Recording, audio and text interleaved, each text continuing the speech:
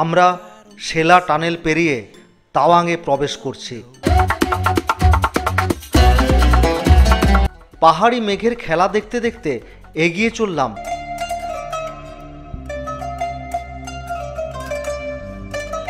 তাদের নাম চিরকাল বেঁচে থাকবে।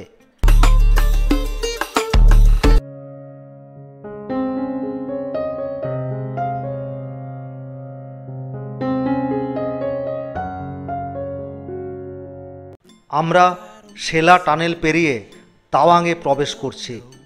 আজ দেখাবো তাওয়াংয়ে গিয়ে আমরা কোন হোটেলে ছিলাম, কি কি দেখলাম। কিন্তু যারা আমাদের আগের ভিডিওগুলি এখনও দেখোনি তারা আমাদের চ্যানেলে গিয়ে আমাদের চ্যানেলটি সাবস্ক্রাইব করে আগের ভিডিওগুলি দেখে তোমাদের কেমন লাগলো কমেন্ট করে জানিও। No, no, no, no, it's never, ever, ever, ever, ever, ever gonna happen. I don't think so. No, no, no, no. Tawang জেলা হল ভারতের উত্তর পূর্বাঞ্চলের অরুণাচল প্রদেশের 16টি জেলার মধ্যে ক্ষুদ্রতম। এটি ভারতের 707টি জেলার মধ্যে অষ্টম সর্বনিম্ন জনবহুল জেলা, যার জনসংখ্যা 49,957 জন। তাওয়াং জেলার আয়তন 2172 বর্গ কিলোমিটার। পশ্চিম কামেং জেলার অংশবিশেষ নিয়ে তাওয়াং জেলা নির্মিত হয়েছিল। জেলার পশ্চিম সীমান্তে ভুটান এবং উত্তর সীমান্তে তিব্বত অবস্থিত। শীতকালে তাওয়াংয়ে ঘন ঘন ভারী তুষারপাত দেখা যায়। তাওয়াং অঞ্চলে মূলত মনপা উপজাতীয় মানুষদের বসবাস রয়েছে। 50 খ্রিস্টপূর্বাব্দ থেকে 600 খ্রিস্টাব্দ পর্যন্ত লোহমন বা মনিউল নামে পরিচিত রাজবংশ এই এলাকা শাসন করেছে বলে মনে করা হয়।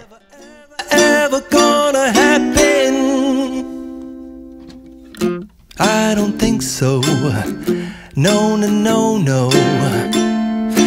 Maybe someday you'll have. এখন আমরা পৌঁছে গেছি আমাদের হোটেলে। সুন্দর লোকেশনে এই হোটেল, অপূর্ব ভিউ। বিশেষ করে হোটেলের লনে দাঁড়ালে মন খুশিতে একদম টগমগ হয়ে উঠবে।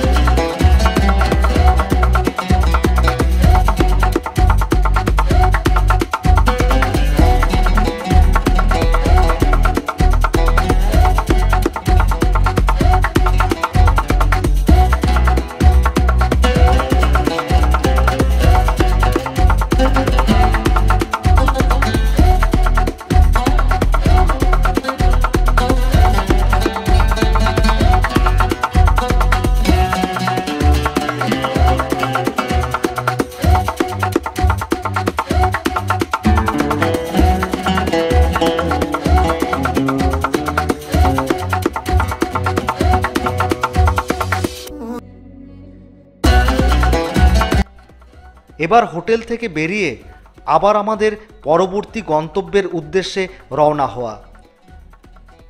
পাহাড়ি মেঘের খেলা দেখতে দেখতে এগিয়ে চললাম তাওয়াংয়ের বিখ্যাত যশবন্তগড় ওয়ার মেমোরিয়ালের উদ্দেশ্যে।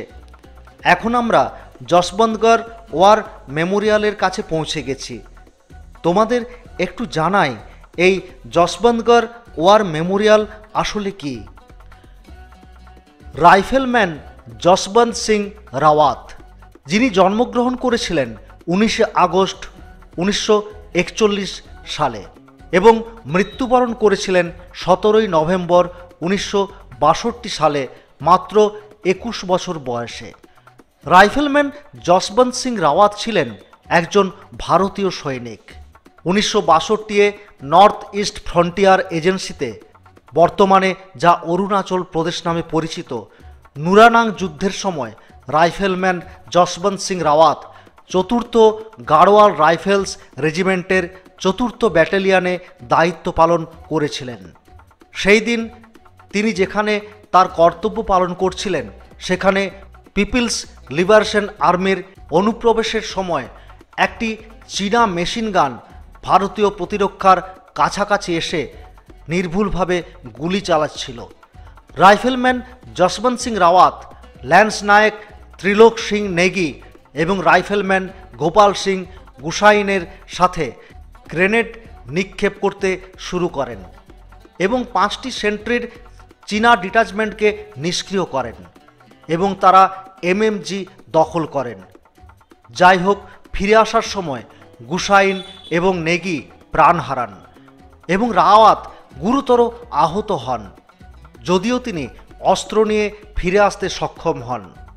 যুদ্ধের ফলে 300 জন চীনা হতাহত হয়েছিল, যেখানে 4th গাড়োয়াল রাইফেলস 2টি লোককে হারিয়েছিল এবং 8 জন আহত হয়েছিল। রাওয়াতের কোম্পানি শেষ পর্যন্ত পিছিয়ে পড়ার সিদ্ধান্ত নেয়, কিন্তু রাওয়াত থেকে যান এবং শেলা এবং নুরা নামে 2 স্থানীয় মনপা মেয়ের সাহায্যে লড়াই চালিয়ে যান। পরে শেলাকে হত্যা করে নুরাকে আটক করা হয়।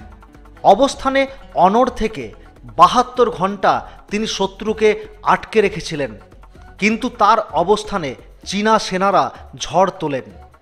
যদিও তার মৃত্যুর সঠিক বিবরণ এখনো পর্যন্ত অস্পষ্ট। কেউ কেউ দাবি করেন যে রাওয়াত তার শেষ রাউন্ড গোলাবারুদ দিয়ে নিজেকে গুলি করেছিলেন। অন্যরা বলে যে তাকে বন্দি করা হয়েছিল এবং চীনাদের দ্বারা মৃত্যুদণ্ড দেওয়া হয়েছিল।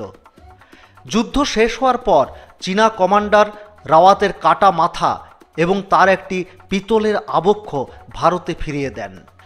যশবন্ত রাওয়াতের সাহসিকতাকে সম্মানিত করা হয়েছিল তার হাতে থাকা সেনা পোস্টটিকে যশবন্তগড় পোস্ট হিসাবে নামকরণ করে, যেখানে তিনি পিপলস লিবারেশন আর্মিকে প্রতিহত করেছিলেন, এবং পোস্টটিতে যশবন্তগড় ওয়ার মেমোরিয়াল নির্মিত হয়েছিল।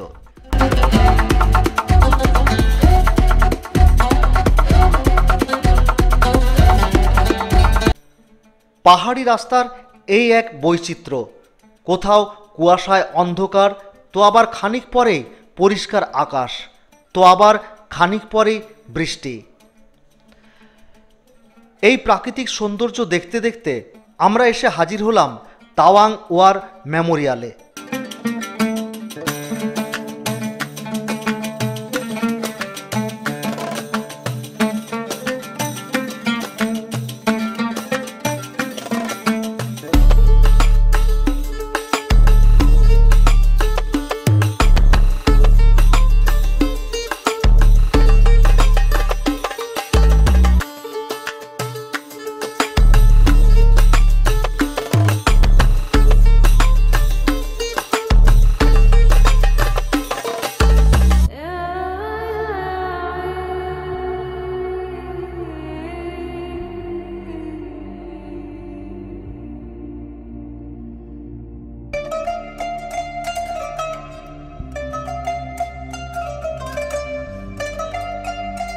এখানেও রয়েছে সেনাবাহিনীর দ্বারা পরিচালিত দোকান, যেখানে বিভিন্ন ব্যবহারিক বা বাড়িতে এখানের স্মৃতি হিসেবে সাজিয়ে রাখার বিভিন্ন ধরনের স্মারক তোমরা পেয়ে যাবে।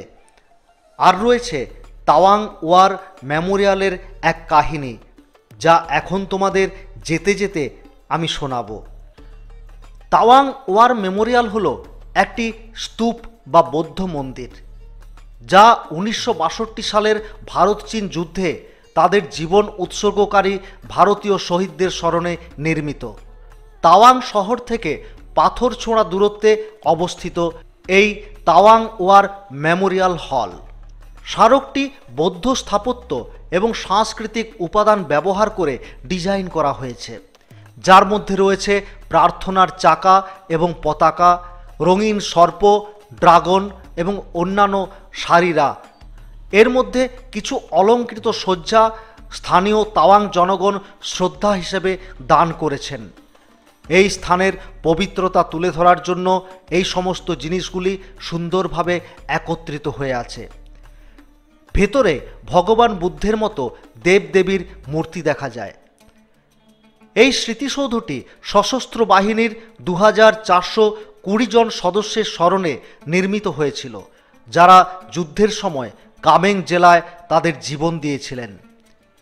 স্মৃতিসৌধের উৎসর্গ ফলকে লেখা তাদের নাম চিরকাল বেঁচে থাকবে। স্মৃতিসৌধটি দুটি বড় হলে বিভক্ত। তাওয়াং ওয়ার মেমোরিয়ালটি 1997 সালে নির্মিত হয়েছিল।